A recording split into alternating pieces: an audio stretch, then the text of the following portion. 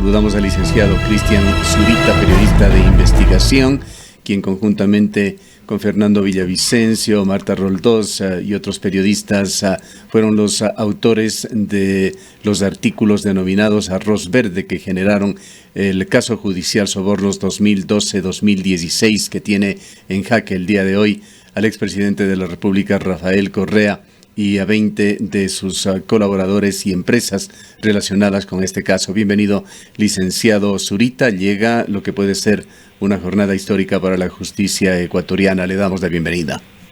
Gracias por su gentileza. Es un gusto conversar con ustedes. Muy buenos días a toda la audiencia allá en el Austro y en Cuenca. ¿Cuáles son los pensamientos que le vienen, licenciado Zurita, luego de que tanta agua ha tenido que correr bajo el puente para llegar a este día clave? Bueno, no es fácil. Tengo una serie de sentimientos encontrados por toda la tragedia que vive el planeta y sobre todo la incapacidad y colapso del sector estatal para enfrentar esta tremenda crisis que se ha manifestado con la misma fuerza que sucede en otras latitudes y en otros países, pero sin embargo el sistema de salud no ha estado en la capacidad de responder a las necesidades de los ecuatorianos. Y en estos momentos y en esta coyuntura, tal vez para la mayoría de ecuatorianos este tema no sea importante. De hecho, parecería que no lo es frente a la tragedia que vivimos como ecuatorianos. Sin embargo, hay que recordar que existe un pasado de despojo brutal por parte de este grupo de personas que manejaron el país y que le debemos la desinstitucionalización, ¿sí? Y por tanto la complicación de todos los sistemas estatales en favor de la sociedad. Si algo nos dejó el periodo de 10 años de correísmo, es justamente la ineptitud estatal. Y pues ahora tenemos la posibilidad importante de que el tribunal pueda juzgar con total justicia esos hechos. Yo he estado revisando algo de información a propósito de lo que significa para el Ecuador el peso de la deuda. Y todos tenemos que saber que buena parte de la deuda externa que fue negociada por el gobierno de Rafael Correa y sus varios ministros de finanzas, pasan por China. Y ese pago de la deuda actual pasa por petróleo que ya prácticamente no tiene ningún valor. Y esos créditos, buena parte de ellos llegaron para obras que fueron entregadas a empresas chinas. Dichas empresas fueron las que contrataron o subcontrataron a las constructoras nacionales que terminaron entregando los sobornos para el caso conocido como Arroz Verde.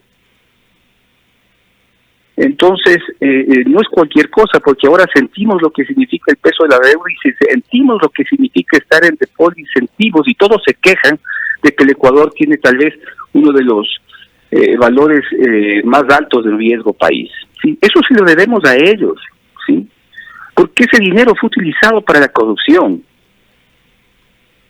Y sobre todo porque no existen obras que sean de alta calidad. Y ayer le preguntaban algunos temas en particular y yo ponía como ejemplo el caso de Toachi Piratón. Esa obra tiene que estar en este momento, o debe haber costado no menos de $800 millones. Y la obra no existe, ni va a existir. Nunca va a existir esa central hidroeléctrica. Es dinero totalmente perdido por la ineficiencia, pero sobre todo por la corrupción. Refinería del Pacífico, que por donde salieron los mismos recursos económicos, 1.500 millones, y nunca veremos una refinería. Refinería estatal Esmeraldas, 2.300 millones de dólares, ¿sí? Cuando eso apenas costaba 600 millones de dólares establecidos y tratados de negociar por la propia constructora de refinería Esmeraldas, la japonesa Sumitomo, ¿sí? ¿Y en dónde están esos recursos? O sea, buena parte de ese dinero, sí, ha sido dilapidado. Licenciado Zurita, sí. Licenciado Zurita, muy buenos días. Cuando se iba a llevar a cabo la audiencia preparatoria de juicio, usted ya había denunciado presiones y que la justicia estaría cediendo a presiones de empresas involucradas, en este caso en el Sobornos 2012-2016. ¿Usted cree que estas presiones han continuado a lo largo de este proceso y que quizás se podrá evidenciar algo de aquello el día de hoy? Pues tenemos que estar pendientes y escuchar la lectura de la sentencia. Yo había sido muy crítico con respecto a la actuación de este grupo de, sobre todo, empresarios que constituyeron una mesa de lobby, ¿sí? Para intentar volcar la voluntad de los jueces, ¿sí? Pero el momento en que llegó las audiencias propias del caso, las pruebas han sido tan contundentes, pero tan contundentes que es posible entender y pensar que eso no va a suceder, y esperemos que así sea. Podemos tal vez llevarnos alguna sorpresa en el día de hoy con alguna con la sentencia respectiva para algún tipo de ex gerente de alguna empresa constructora, pero no más allá. Yo creo que la situación de las audiencias fue tan clara y tan contundente que no faltó día en que buena parte de los abogados defensores de los diputados baje la mirada señalando de que era prácticamente imposible pelear con eso. Incluso yo en algún momento tuve la oportunidad de encontrarme con ellos, con tres de ellos, defensores, en un ambiente con él todavía podíamos disfrutar de ciertos espacios. Yo me encontré con alguno de ellos, debo confesarles, en el Estadio Olímpico Atahualpa, en un partido de fútbol, y todos tuvieron un gesto muy valorativo conmigo. Nunca tuvieron ningún tipo de acto de grosería, me felicitaron por lo que he hecho, sí, no, obviamente porque se les ha hecho ganar mucho dinero, sí, los abogados, los únicos que han ganado aquí son los abogados, y me dijeron, por suerte esto ya mismo se acaba, si no va a ser tan largo como habíamos pensado, porque hay información, sí, y no me dijeron más, era obviamente entendible, sí, así que yo sí creo y tengo esperanza de que el día de hoy podamos tener una sentencia favorable para el país, en el sentido de que se sancione al fin la impunidad, y por eso es un día histórico, lamentablemente manchado por los horrores que estamos viviendo como humanidad, sí, pero si se logra salir de esto, luego habrá que empujar con mucho más fuerza y empeño la sentencia para el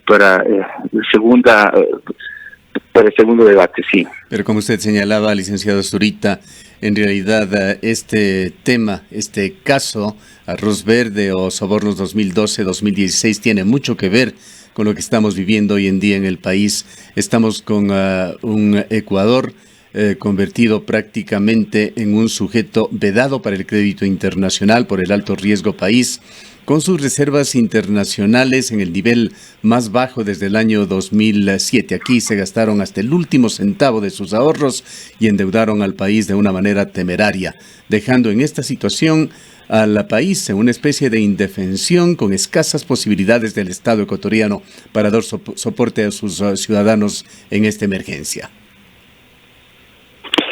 Mire, hace poco se filtró y se hizo pública una serie de información de contexto del caso de la extradición de Juan Pablo Romero al Ecuador desde España, ¿sí? Y quien filtró esa información ahora ha sido acusada por el correísmo y ha recibido todo tipo de insultos y y persecución en redes, y yo no sé si es que de otro tipo, ¿sí? Pero esa información, entiendo, tiene en su poder la Fiscalía. Hay un diálogo en especial entre la persona que filtra la información, ¿sí? Y Pablo Romero, en el cual Pablo Romero le dice por teléfono a ella, dice, imagínate que hablé con Rafael y me dice que consiguió $20,000 de unos amigos navieros, y se ríe. Dice, como que si nosotros no supiésemos.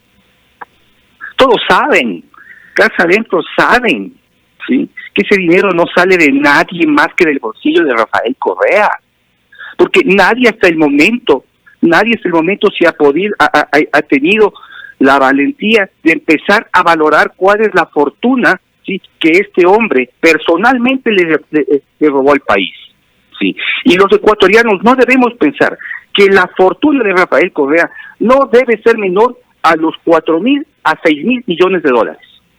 Eso es lo que él personalmente tiene que haberse llevado, porque era el jefe, ¿sí? Era el jefe, era el capo, era el que entendía y sabía todo, y que no solo llevó por el tema de Arroz Verde, sino que llevó por todo lado que pudo en este país, porque aquí se robaron incluso haciendo negocio con el combustible sobrepreciado de TAME cuando volaba fuera del país, a ese nivel, ¿sí? Entonces, imaginémonos la brutal corrupción que existió en puertos, imaginémonos lo que significó en tránsito, imaginémonos lo que significa en generación eléctrica, en compra de combustible, ¿sí?, en compra de derivados especiales para todo tipo de necesidad generada en refinerías. No, o sea, plata se puede hacer por todo lado, sin mencionar el hecho de que recibieron incluso dinero de las FARC para las campañas. Licenciado Zurita, el día de ayer circulaba alguna información en el sentido de que se habrían filtrado algunos correos entre la secretaria de la fiscal general Diana Salazar y el juez Iván León con la sentencia lista para ser leída en el caso Sobornos. ¿Qué conoce usted al respecto? ¿Esta puede ser una información veraz? Fue además un tuit que lo reprodujo el propio expresidente Rafael Correa. Yo estaba tratando de revisar la información y lo que encontré fue simplemente la fotografía de una pantalla que tiene información aparentemente de carácter judicial relacionada al expresidente. O sea, no me pareció una información que diga nada. También hay la imagen de una pantalla de un supuesto correo de Outlook, ¿sí?, en el cual supuestamente sería la prueba de que se transmitió algún tipo de información, pero eso raya en la sinvergüencería, porque yo, que no soy parte del proceso, yo fui un testigo de la fiscalía simplemente para juramentar que yo había sido la persona que entregué la información a la fiscalía, ¿sí? Yo no debía haber ido a rendir ningún tipo de testimonio. Sin embargo, la fiscalía creyó prudente incluso llevar al testigo que ayudó a identificar la noticia crímenes, ¿sí? Y yo no he dejado de recibir notificaciones de la Corte. Es obvio que la fiscal, la Procuraduría y las partes, ¿sí?, puedan tener algún tipo de contacto vía correo electrónico con la Corte Nacional. Sí, y si no, ¿cómo le hace llegar los documentos que efectivamente requiere y algún tipo de correspondencia que tiene que existir? Eso pasa. Ahora, eso, en el peor de los casos, no quiere decir de que ha existido una metida de mano por parte de la fiscalía, sí. En el caso, vio el juez ponente, que es el doctor Iván León, sí, él señaló que no esperaba dar la sentencia, ¿sí?, en el mes de marzo. Sí, dijo que él se iba a tomar su tiempo y que sería en derecho. Esperemos que así sea. Y de alguna manera se le trató de presionar. Lamentablemente caímos en este ámbito de emergencia sanitaria, y sin embargo ha cumplido su palabra, ¿sí?, de no emitir la sentencia en el mes de marzo, y lo está haciendo al menos en la segunda semana del mes de abril. Así que yo creo que no ha existido ningún tipo de de presión por la Fiscalía. Ahora, la Fiscalía ha pedido a los jueces que declaren a Correa como autor mediato y se le imponga la máxima condena de cárcel, y además la Fiscalía ha pedido una reparación integral de 130 millones de dólares, más otras acciones simbólicas como disculpas públicas. ¿Qué expectativa tiene usted en cuanto a la actuación de los jueces y la concreción de estas solicitudes o sugerencias de la Fiscalía? Bueno, el pedido creo que fue correcto y tiene más un valor simbólico e histórico para el futuro, como una necesidad de enfrentamiento real de lucha contra la corrupción. Creo que buena parte de las fortunas que representan a los ex gerentes constructores que están involucrados fácilmente pueden llegar a ese monto. No olvidemos que la suma de las fortunas de los hermanos Hidalgo juntas en el Ecuador, sí, suman aproximadamente 400 millones de dólares. Sí, ¿cuánto tendrán fuera? Sí, eso debería investigar a futuro el Servicio de Rentas Internas. Así que sí es posible buscar la posibilidad de ese resarcimiento económico. Sin embargo, yo sí creo que es un valor por demás elevado para la realidad ecuatoriana, y mucho más en las condiciones actuales que el Ecuador necesita generar empleo, y buena parte del empleo tiene que salir del sector público. Lo que ha evidenciado es el despojo de la nación, y ahora creo que efectivamente lo podemos mirar con ojos de claridad frente a los hechos que estamos viviendo en el Ecuador. Tampoco creo que puede ser el valor que señaló el procurador, es demasiado bajo, pero el procurador es un hombre que sobre todo ha estado ligado a condiciones empresariales, ha sido un hombre mucho más conservador, pero sin embargo creo que él se queda corto también. Yo creo que un valor adecuado debe bordear o debe pasar al menos los 200 millones de dólares. Ahora, justamente en este tema, licenciado Zurita, se puede establecer una u otra cantidad de recursos a recuperar, pero la pregunta es cómo se lo va a hacer. Mucho se habla de la ruta del dinero, en dónde está ese dinero, cómo lo vamos a traer de vuelta al país, es decir, hay toda una serie de inquietudes detrás de aquello. La historia del país nos dice realmente que no se ha podido recuperar recursos. Lo más reciente es el monto que habría entregado Telconet, pero a partir de aquello, justamente esas son las inquietudes que quedan, ¿no? ¿Cómo se van a traer de vuelta esos recursos al país?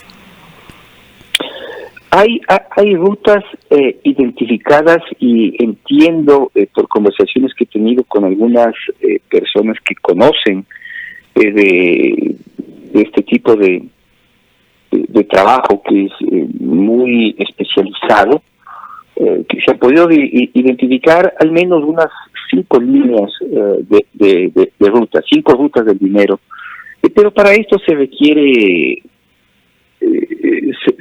voluntad, sí, y obviamente Lenín Moreno nunca iba a tener voluntad para esto. En este momento tiene que estarse arrepintiendo en el alma, sí, porque va a pasar a la historia como tal vez el gobierno más incompetente,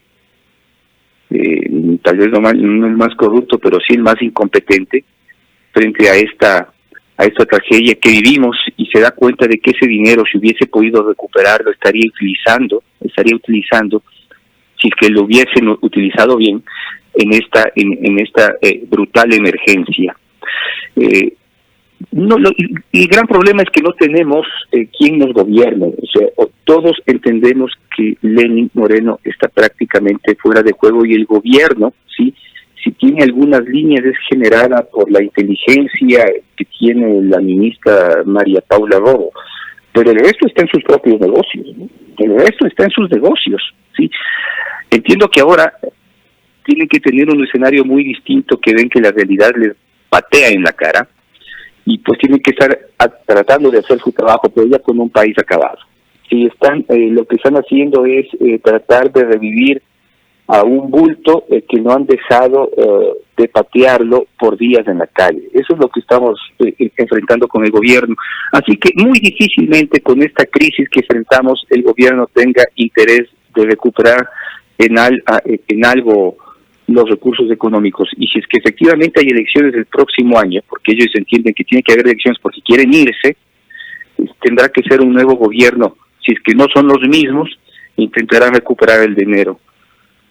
En todo caso, sin público, sin prensa, la diligencia arrancará el día de hoy a las 10 de la mañana y será transmitida para que los ecuatorianos puedan seguir a través de la red social Facebook.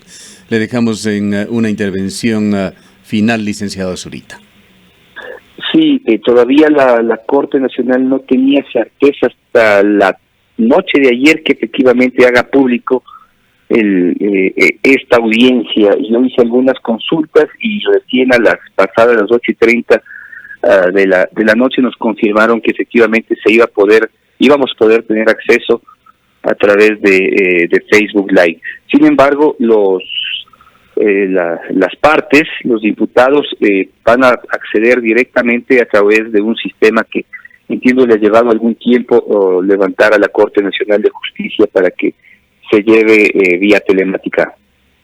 Bien, muchísimas gracias al licenciado Cristian Zurita, autor de los reportajes Arroz Verde que catalizaron este juicio. El juicio Sobornos 2012-2016, uno de los más importantes que se han dado en la historia ecuatoriana, que puede tener un momento histórico el día de hoy, cuando se dé la sentencia en contra del expresidente Rafael Correa y 20 de sus colaboradores y empresarios que estuvieron también dentro de este esquema de corrupción.